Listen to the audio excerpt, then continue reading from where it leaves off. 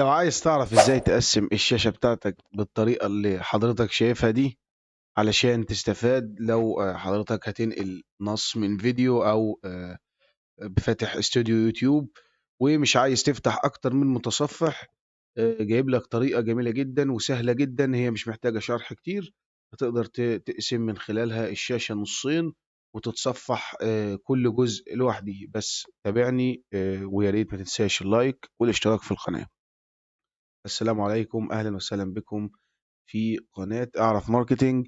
قناة أعرف ماركتينج بنقدم كل ما هو يخص التكنولوجيا والتسويق الرقمي.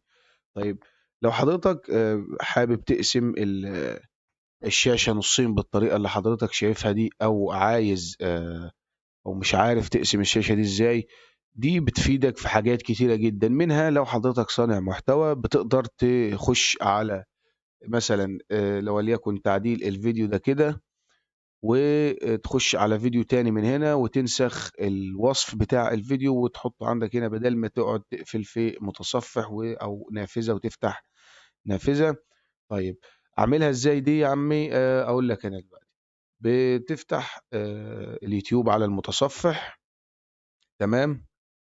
بعد ما اليوتيوب بيفتح معاك على المتصفح بالشكل ده كده، بتيجي عند خانة القناة وبتضغط عليها كليك شمال، وتيجي عند خانة استوديو يوتيوب وبتضغط عليها كليك يمين، وبتضغط على فتح الرابط في وضع تقسيم العرض.